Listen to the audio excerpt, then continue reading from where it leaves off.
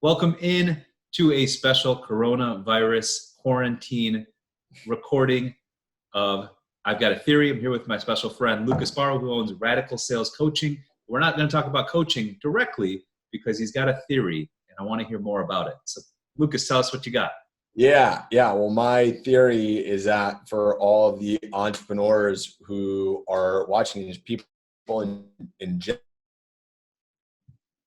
things that is going to happen to you in your lifetime. And here's why that's my theory. Say it one more time for us because you cut out a little bit. Say one more time that phrase. Sure. So my theory is that coronavirus is going to be one of the best opportunities, if not the best opportunities for entrepreneurs and professionals to grow and get to where they want to from a professional standpoint. Wow. Okay. So that's a bold statement. So tell me more about this theory. Why is that possible? Yeah. Well, because it's been shown in the past that companies expand the most in times like this. Like if you look at like all the Fortune 500 companies, they really like got going in the Great Depression or some sort of recession. Right. And even though what we're going through is pretty unheard of, that's also is the opportunity where most of these great companies are created. And there's a lot of fear, and that's part of why typically the folks who can flip that are the ones who are able to take advantage of that, which is why my theory is the folks who understand how to manage this point in time and take whatever happens, even if it's not as serious like as it evidently could be, they use as a wake-up call. It can really be transformative, and not just for the entrepreneurs, for like everybody, right? Because this is a wake-up call for just people in general to take advantage of life.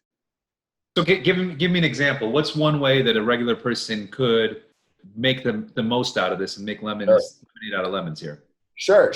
Well, let's say you got laid off, or you're just kind of living a normal life right now. Well, having a lot of alone time to yourself, like you are in this quarantine, could actually help you to realize like what you actually want to do, right? So rather than Netflix and chilling, rather than doing things that can kind of numb you out like most people would, this is like a really great opportunity to do some reflection and figure out like what you really want to do, because regardless of how long this thing lasts, like you're not going to get this opportunity unless you decide to choose to like be with yourself for this amount of time, probably ever again. So that's why they can take advantage of it.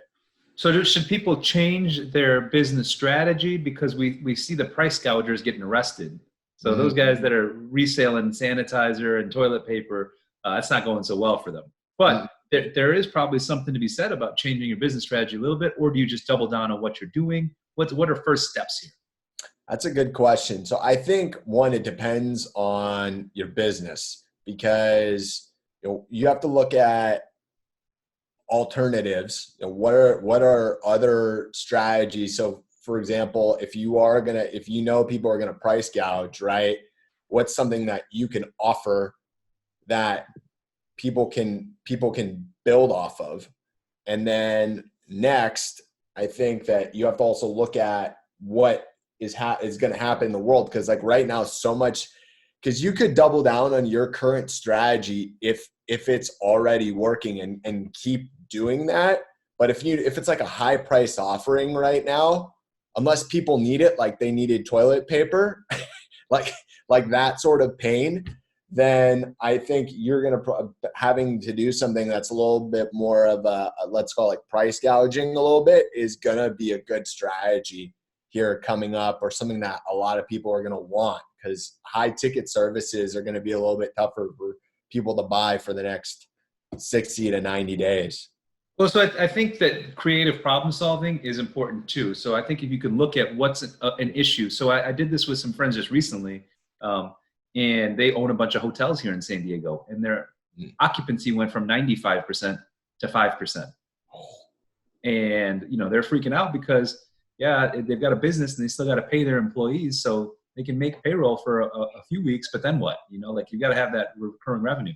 So I pitched this, and this morning I saw a news update that one of the hotels in Claremont has become a quarantine center because we know the hospitals are going to be overfilled.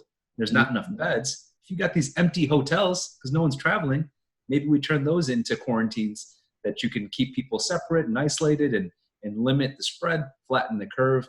And that's a great business opportunity. Right now they're charging healthcare companies for room rent to quarantine people. And it's probably a lot cheaper than it's renting an ER bed or a hospital bed hospital. How much are they charging anybody in that? I don't know the numbers yet, but I'm assuming. I mean, if you own a hotel, you need to make money off of it. You got to charge at least your room rent. Right. But well, what's that? $200 a night versus $10,000 a night at the hospital.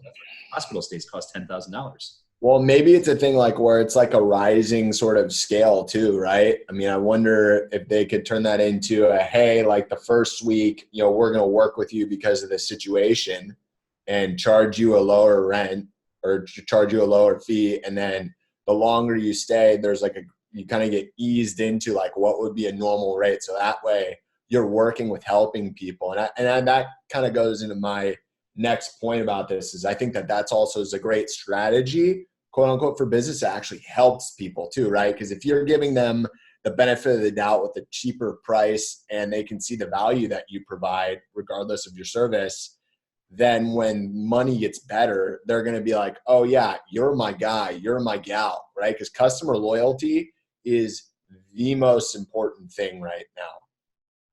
Okay. That's an interesting one. So that's an interesting strategy is to try to give some stuff away. So I see this happening in my business. As a real estate person, now we're trying to do more technology stuff. Just like we're video chatting now, can I put my properties on virtual tour and 3D virtual tour? Or how about I pull my phone out and do video tours that way? And I've done that. I've done that with out of area buyers that have wanted to tour a property and get a feel for the layout. Because pictures and things are one thing, but if you could talk someone through it and I'm pointing it and I've got a nice steady hand, that can be a benefit as well. I've heard ideas that as for my construction business, that we could do voice and video repair or maintenance tips for your house. Since we're all sitting around anyways, we don't want to interact. Maybe I could give you some video benefits through your phone. Just pull it up and let me walk you through how to fix that fence or how to fix that sink or how to, whatever your little side projects are that you're at home taking care of. Maybe you can call up a professional and say, hey, I know you've got some bandwidth, so let's work something out. Yeah. Or you can even like create like a little like course for that for like 10, 20, however you want to, how much you want to sell it for, and then just send it to people. And then, 2 or 3 weeks from hypothetically 2 or 3 weeks from now, you could follow up with them and say, hey, I've got other things. Cause like, that's part of my theory too, is when you have something that is lower priced per se that they can buy and they can build some affinity with your brand and say, hey, this helped me fix my sink or help me with my fence. Then when you come back with something that's a little higher ticket, they can buy it. And they're not because hesitancy and trust are going to be like the gap right now, because people's like trust has gotten completely consumer confidence is completely out the window. So being able to bring that back up is going to be key. And that's not to say that you won't still be able to sell high ticket stuff. It's just the more trust that you're able to build, that's the important thing. Because in the meantime, you'll still have some people who will need the high ticket stuff and who will buy it just because they understand and appreciate services. But for the rest of the population, that escalation is going to be huge. So last question. Sure. What are a couple examples of businesses or areas that could benefit the most during this time period? Let's see. Well, I'll tell you, coaching is going to benefit for sure. Okay. Yeah, coaching is going to benefit. I think. Is that because people have more time to do some self-improvement? They're like, I don't have time for it. But now you're like, you got nothing but time. Let's block off an hour.